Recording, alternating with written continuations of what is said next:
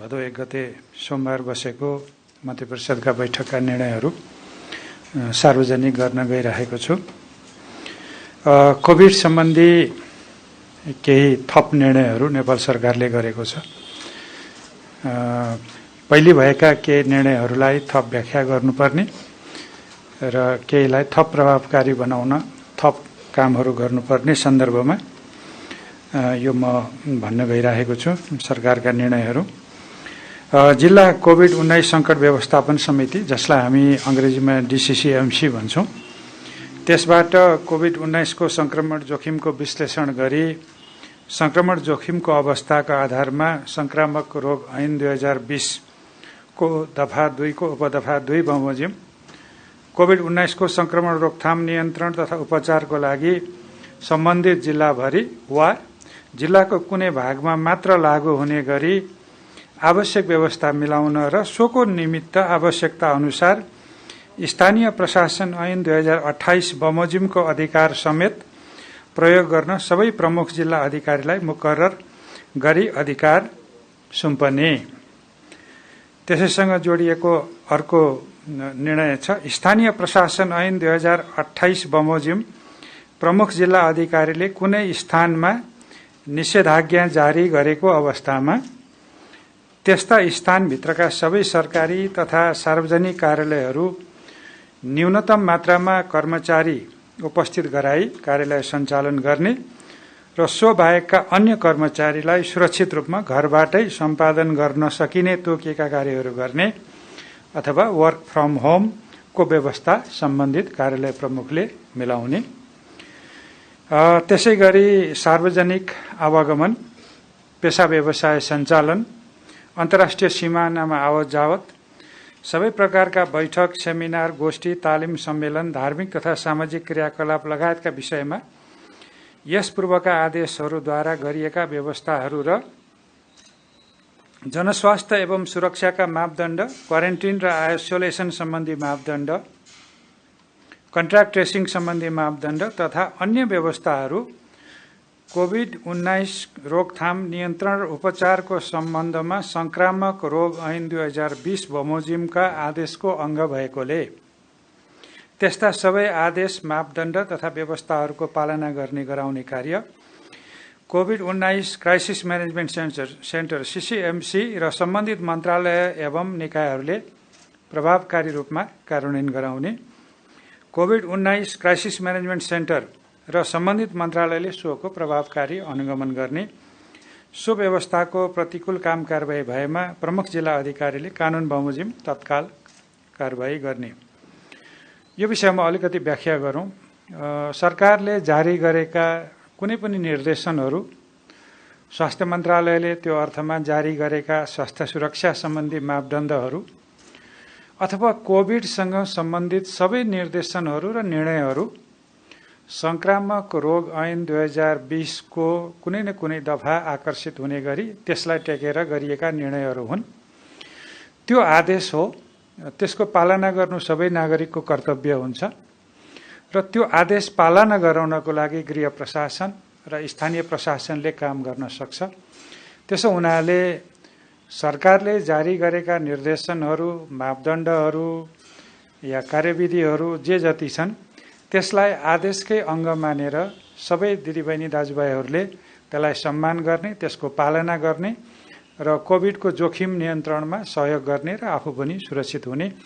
त्यो अभिप्रायले फेरि यो विषयलाई यो चाहिँ संक्रामक रोग ऐनकै अङ्ग हो है भनेर थप स्पष्ट पार्नु परेको कारणले र यो मापदण्ड पालना गर्ने गराउने निकायहरूलाई पनि यसमा कुनै दुविधा छ भने, स्थानीय प्रशासनलाई दुविधा छ भने, गृह मन्त्रालय सुरक्षा निकायलाई कुनै दुविधा छ भने त्यो दुविधामा नपर्नुहुन र संक्रामक रोग ऐनको जुन आदेश हो, त्यो संक्रामक रोग सम्बन्धी जुन आदेश हो, त्यो आदेशको अङ्गको रूपमा यी सबैलाई बुझेर त्यसलाई कार्यान्वयन गर्ने गराउने र त्यसको परिपालना गर्ने गराउने कुराहरू र सबैले त्यसलाई ससम्मान, त्यसको आचार संहिता, त्यसको निर्देशनभित्र बस्ने काम गर्नुपर्छ भन्ने दृष्टिकोणले यो कुरो मैले यहाँ थप व्याख्या गर्न चाहेको।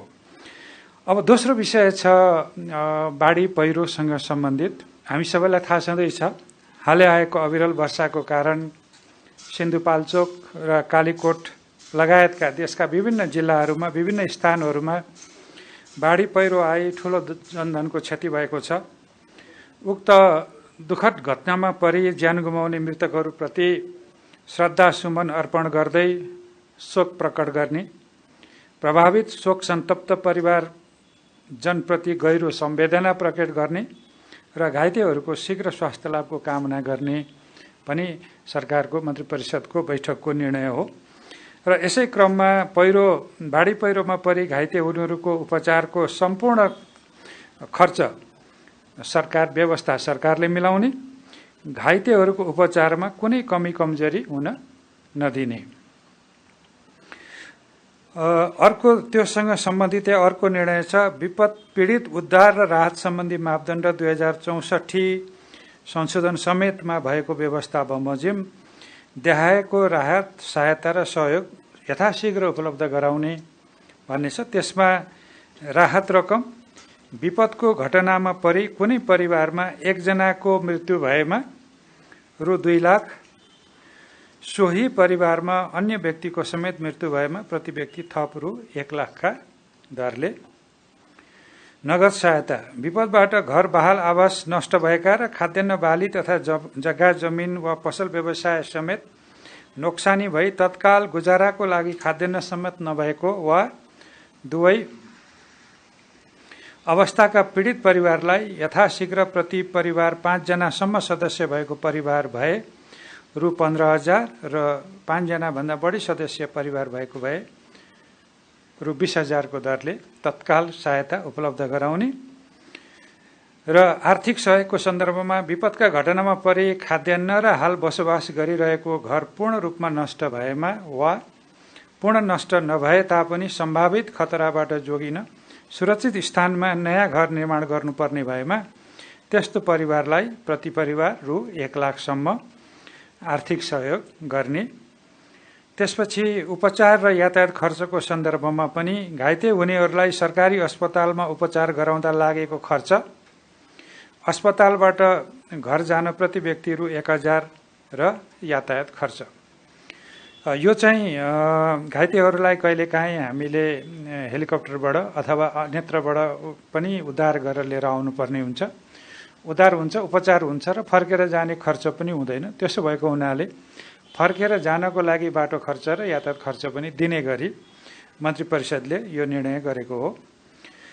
त्यसपछि सहुलियत दरमा निर्माण सामग्रीको विषयमा पनि निर्णय भएको छ। त्यो चाहिँ क्षति भएको घर पुनर्निर्माणको लागि प्रचलित कानुन बमोजिम जिल्ला स्थित वन कार्यालय मार्फत सहुलियत दरमा काठ उपलब्ध गराउने भन्ने व्यवस्था छ। यो व्यवस्था हामीले सुरक्षित आवास कार्यक्रममा पनि पहिलेदेखि नै गरिबीको रेखामुनिको परिवारहरूको लागि पहिलेदेखि नै कार्यान्वयन ल्याएको छौँ र यो विपदबाट विस्थापित भएका परिवारहरूलाई पनि निर्माणको लागि यो सुविधा दिने भन्ने निर्णय भएको हो। त्यसै गरी यो विपदसँगै सम्बन्धित निर्णय हो। असुरक्षित, विकट, विकासका पूर्वाधार पुर्याउन कठिन, अति दुर्गम स्थानमा रहेका बस्तीहरू समेतलाई योजनाबद्ध रूपले सुरक्षित स्थानमा विकासका पूर्वाधार एवं उपयुक्त सेवा सुविधा सहितका व्यवस्थित र सुरक्षित बस्ती विकास गर्ने सरकारको नीति प्राथमिकताका साथ कार्यान्वयन गर्ने। यसै क्रममा देशका विभिन्न भागमा बाढी पहिरोको उच्च जोखिममा रहेका बस्तीहरूलाई यथाशीघ्र सुरक्षित स्थानमा स्थानान्तरणको कार्य शहरी विकास मन्त्रालय र राष्ट्रिय पुनर्निर्माण प्राधिकरणले गर्ने, सोको समन्वय गृह मन्त्रालयले गर्ने निर्णय भएको छ। खास गरी सुरक्षित आवास र चाहिँ यो एकीकृत बस्ती विकासका कुराहरू र व्यवस्थित बस्ती विकासका कुराहरू भूकम्पपछि अलि हामीले जोड बलकै साथ अघि बढाएका छौँ। यद्यपि साधन स्रोतको सीमितता, स्थानीय सहयोग र आफ्नो थात थलो नछोड्ने एक किसिमको परिवारहरूको एउटा आफ्नो ठाउँप्रतिको मोहले पनि जोखिममै बस्न चाहने बरु भन्ने किसिमको मनोवृत्ति समेतले पनि हामीले सोचे जति त्यो बस्ती स्थानान्तरणको काम अघि बढाउन पर्याप्त मात्रामा सकिएको छैन। त्यसमा बस्ती स्थानान्तरणसँगै त्यहाँ उहाँहरूको जीविकोपार्जनको व्यवस्था पनि सँगसँगै गर्नुपर्ने हो, रोजगारीको आधार पनि सृजना गर्नुपर्ने र कृषिमा आधारित परिवारहरूको लागि काहीँ न काहीँ थप त्यो व्यवस्था समेत गर्नुपर्ने हुनाले यो अलिकति समय लाग्ने विषय छ। तर पनि अहिले सबैभन्दा उच्च जोखिममा भएका क्षेत्र र त्यहाँ रहेका परिवारहरूलाई चाहिँ छिटोभन्दा छिटो सुरक्षित बस्तीमा लगेर व्यवस्थित गर्ने र एकीकृत बस्ती विकासका अवधारणालाई छिटो कार्यान्वयन गर्नलाई शहरी विकास मन्त्रालय, पुनर्निर्माण प्राधिकरण र गृह मन्त्रालयले पनि त्यसमा शान्ति सुरक्षाको विषय पनि आउँछ, त्यो समेत गर्ने भएर निर्णय भएको छ।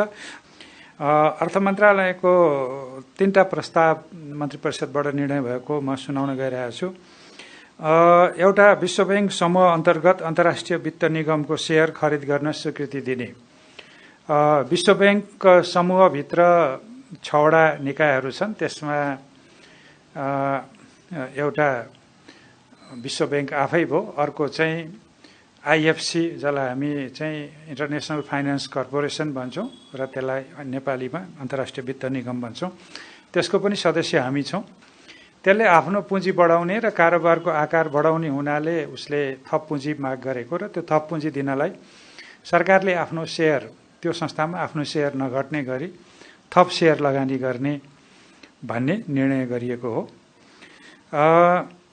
अर्थ मन्त्रालयकै अर्को प्रस्तावमा यो शासक विद्युत प्रसारण र वितरण प्रणाली, खास गरी यो दक्षिण पूर्वी एसियाली, हामी चाहिँ दक्षिण एसियालीको पनि केही छिमेकी मुलुकहरूको बिचमा विद्युत व्यापार गर्नको लागि, विद्युतीय प्रणाली सुदृढीकरण गर्नको लागि एसियाली विकास ब्याङ्कबाट अमेरिकी डलर 200 मिलियन, करिब करिब 24 अर्ब रुपियाँ र त्यो चाहिँ सहुलियतपूर्ण ऋण, र नर्वे सरकारको तर्फबाट अमेरिकी डलर 35 मिलियन, जुन चाहिँ 4 अर्बभन्दा बढीको रकम हुन्छ, त्यो अनुदान चाहिँ स्वीकार गर्ने भनिएको छ। त्यो निर्णय भएको छ। अर्थ मन्त्रालयको अर्को एउटा प्रस्तावमा भएको निर्णय चाहिँ राजस्व बोर्डको अध्यक्षमा पूर्व सचिव महेश दाहाल र सदस्यमा पूर्व सहसचिव निर्मल हरि अधिकारीलाई नियुक्ति गर्ने मन्त्री परिषदले निर्णय गरेको छ। त्यसपछि कृषि तथा पशुपक्षी विकास मन्त्रालयको अनुदानको मल वितरण व्यवस्थापन निर्देशिका स्वीकृत गरिएको छ। रासायनिक मलको एकातिर माग जति आपूर्ति गर्नलाई स्रोतका सीमा र अरू कतिपय अहिले कोभिडको कारणले पनि त्यो सम्भव भइरहेको छैन, तर भएको मललाई पनि हामीले व्यवस्थित ढङ्गले वितरण गर्न नसक्दाखेरि कारोबार मूल्य, लागत मूल्य अथवा समयमा मल, भएको मल पनि वितरण उपयुक्त ढङ्गले नहुने, यो सबै समस्या हल गर्नलाई यो निर्देशिका नभएको हुनाले एउटा निर्देशिका तयार गरिएको छ, जसमा सरकारले अनुदानमा दिएको मलको कति मूल्यमा व्यवसायीहरूले बेच्न सक्ने, कृषि सामग्री कम्पनीले कति थपेर मूल्य चार्ज गर्न सक्ने र खुद्रा व्यापारीहरूले त्यसमा कति मूल्य थपेर मात्रै त्योभन्दा बढी लिन नपाउने गरी व्यवस्था गर्ने एउटा कुरो हो।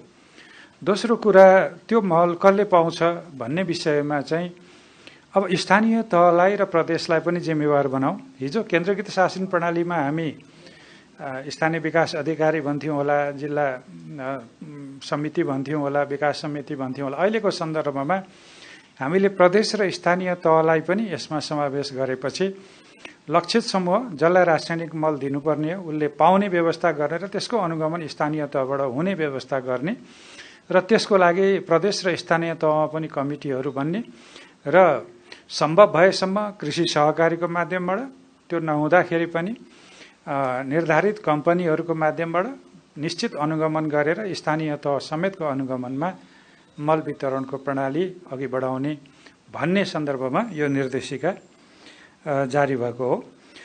परराष्ट्र मन्त्रालयको एउटा प्रस्ताव छ जसमा राजदूतहरूको नियुक्ति छ।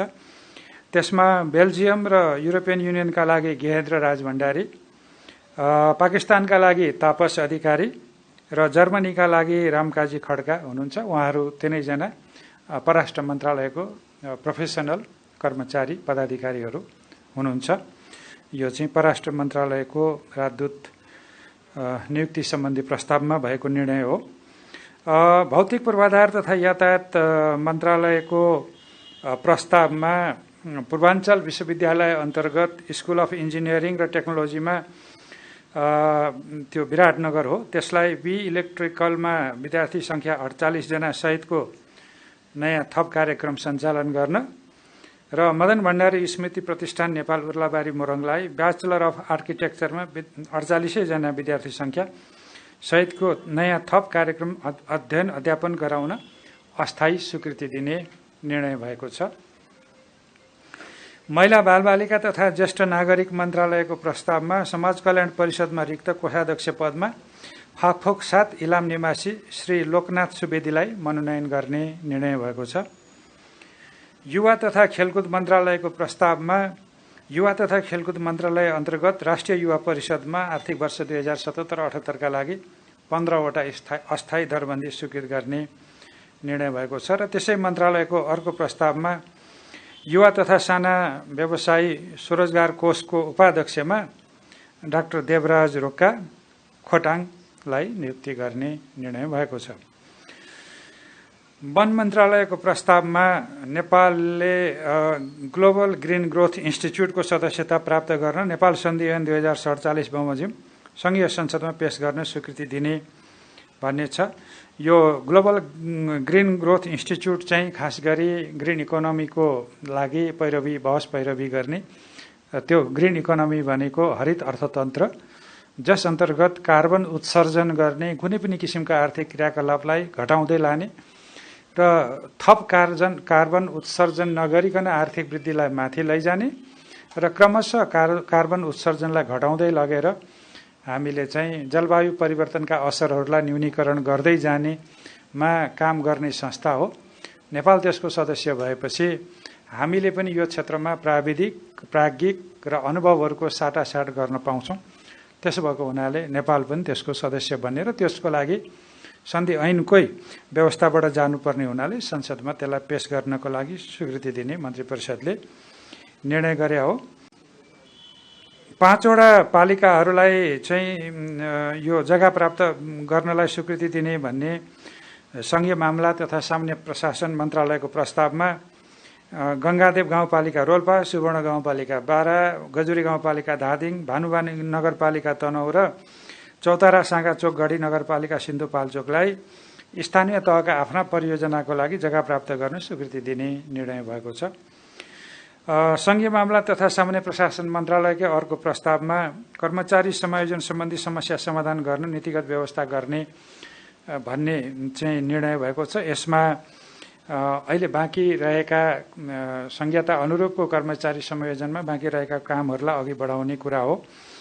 सञ्चार तथा सूचना प्रविधि मन्त्रालयको प्रस्तावमा प्रेस काउन्सिल नेपालका सदस्य श्री दुर्गा भण्डारीलाई कार्यवाहक अध्यक्ष तोक्ने भन्ने मन्त्री परिषदको निर्णय भएको छ। केही समय अगाडि मन्त्रालयले दुर्गा भण्डारी र अर्को दीपक पाण्डे हैन ज्यूलाई हामीले प्रेस काउन्सिलको सदस्य नियुक्ति गरेका थियौँ। त्यसमध्येबाट श्री दुर्गा भण्डारी पौडेल महिला हुनुहुन्छ, उहाँलाई कार्यवाहक अध्यक्ष तोक्ने निर्णय गरेको छ। त्यसपछि स्वास्थ्य तथा जनसङ्ख्या मन्त्रालयको प्रस्तावमा लोकसेवा आयोगबाट सिफारिस भएका 5 जना डाक्टरहरूलाई स्वास्थ्य सेवाको 11औं तहमा बढुवा गर्ने भनेर नियुक्ति गर्ने निर्णय भएको छ। उहाँहरू हुन्छ doctor Ajit Khanal gastroenterology, doctor Mukesh Sharma Paudel gastroenterology नै, doctor Bikash Nepal general surgery, doctor Rabin Bahadur Shrestha uro surgery, doctor Silu Shrestha orthopaedic surgery. Nepal सरकारको हिजोको मन्त्री परिषदका निर्णयहरू मैले यहाँहरूलाई सार्वजनिक गरेँ।